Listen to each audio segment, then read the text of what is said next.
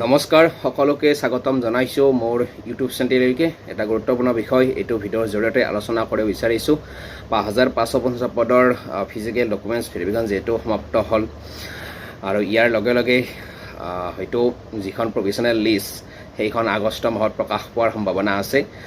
গতিকে সেইটো সময়তে আকৌ এটা বিষয় চৰ্চিত হৈ আছে যে ৪৫০০টা পদৰ নিযুক্তি কেতিয়া হ'ব বা ফিজিকেল ডকুমেণ্টছ ভেৰিফিকেশ্যন কেতিয়া হ'ব ৪৫০০ পদৰ সেইটো বিষয়ে এইটো ভিডিঅ'ৰ জৰিয়তে আলোচনা কৰিব বিচাৰিছোঁ যিসকল প্ৰাৰ্থীয়ে ৪৫০০ পদত আবেদন কৰিছিল সেইসকল প্ৰাৰ্থীৰ যেহেতু নিযুক্তিৰ কাৰণে অপেক্ষা কৰি আছে বা তেওঁলোকৰ ফিজিকেল ডকুমেণ্টছ ভেৰিফিকেশ্যন কেতিয়া হ'ব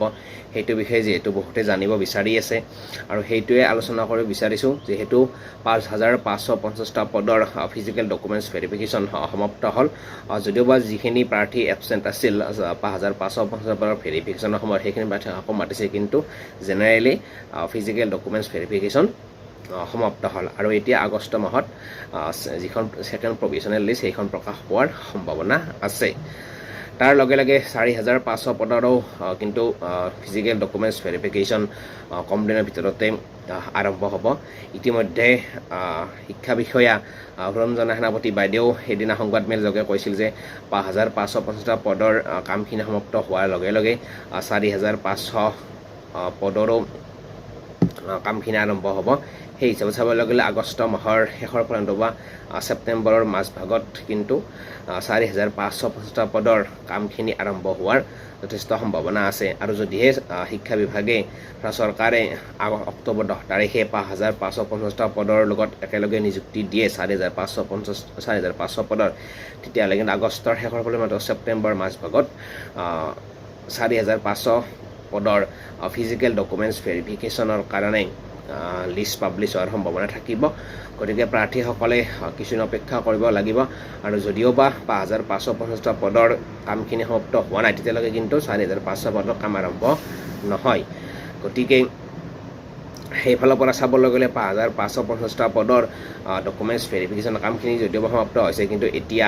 প্ৰভিজনেল লিষ্ট ওলাব বাকী আছে হয়তো এখন বা দুখন লিষ্ট ওলাৰ পিছত ফাইনেল লিষ্ট ওলাব হয়তো বেছিদিন নালাগিব তাৰপিছতেই ৪৫০০ পদৰো ফিজিকেল ডকুমেণ্টছ ভেৰিফিকেশ্যনৰ কাৰণে কি কৰিব লিষ্ট পাব্লিছ কৰিব গতিকে যিসকল প্ৰাৰ্থীয়ে আবেদন কৰিছিল সেইসকল প্ৰাৰ্থীয়ে যিহেতু আমি দেখি আছোঁ যে জানিব বিচাৰি আছে বা গ্ৰুপবিলাকতো সেইটো বিষয়ে আলোচনা চলি আছে ইতিমধ্যে শিক্ষা বিষয়া ৰঞ্জনা সেনাপতি বাইদেউ সেইদিনা সংবাদমেলযোগে কৈছে যে ৫৫৫০টা পদৰ লগতে ৪৫০০ পদৰো খুব কম দিনৰ ভিতৰতে আৰম্ভণি কৰিব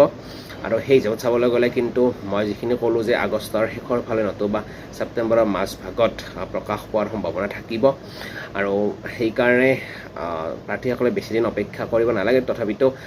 ৫৫৫০টা পদৰ কামখিনি সমাপ্ত হ'ব লাগিব যদিওবা কামখিনি একেলগে কৰে তেতিয়াহ'লে কিন্তু অভাৰলেপিং হোৱাৰ চান্স থাকিব কিন্তু ৰঞ্জনা বাইদেউ সেইদিনা কৈছে যে অভাৰলেপিঙৰ পৰা এইবাৰ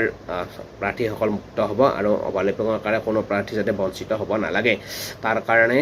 গুৰুত্ব দিব এইবাৰ শিক্ষা বিভাগে আৰু সেইটো এটা খুব গুৰুত্বপূৰ্ণ পদক্ষেপ বুলি ক'ব পাৰি কাৰণ অভাৰলেপিঙৰ কাৰণে বহু প্ৰাৰ্থীয়ে বঞ্চিত হ'ব লগা হয় প্ৰতিবাৰে গতিকে এইবাৰ যাতে সেইটো নহয় সেইটোৰ কাৰণে শিক্ষা বিভাগে এইবাৰ গুৰুত্ব দিব আৰু সেইখিনি কথা সেইদিনা সংবাদমেলযোগে কৈছিল আৰু সেই কথাটো শুনাৰ পিছতে প্ৰাৰ্থীসকলৰ মাজত কি আছিল এটা আশাৰ বতৰা আহিছিল যে তেওঁলোকে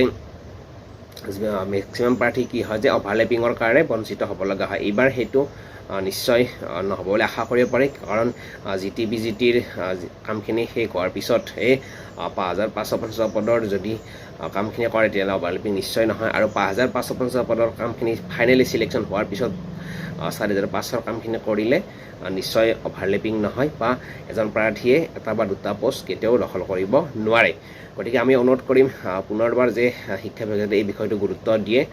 আৰু যাতে অভাৰলেপিঙৰ কাৰণে প্ৰাৰ্থীসকল বঞ্চিত হ'ব লগা নহয় আৰু ৪৫০০ৰ হয়তো সকলো ঠিকে থাকিলে ১০ অক্টোবৰ তাৰিখে নিযুক্তি দিয়াৰ সম্ভাৱনা আছে গতিকে একেলগে ১০,০০০ প্ৰাৰ্থীক নিযুক্তি দিলে তেতিয়াহ'লে ১০ অক্টোবৰতে দিয়াৰ সম্ভাৱনা আছে আৰু আমি আশাৰে বাট চাই আছোঁ যে ১০ অক্টোবৰত ৪৫০০টো নিযুক্তি হৈ যাওক আৰু এইখিনি আপোনালোকক জনালোঁ পৰৱৰ্তী পৰ্যায়ত আপোনালোক আৰু এনেকুৱা ধৰণৰ ইনফৰ্মেশ্যনমূলক দিবৰ চেষ্টা কৰিম তাৰ কাৰণে আপোনালোকে ভিডিঅ'টো শ্বেয়াৰ কৰিব লগতে ছাবস্ক্ৰাইব কৰি দিবলৈ নাপাহৰিব আজিলৈ সামৰণি মাৰিছোঁ ধন্যবাদ জয় অসম।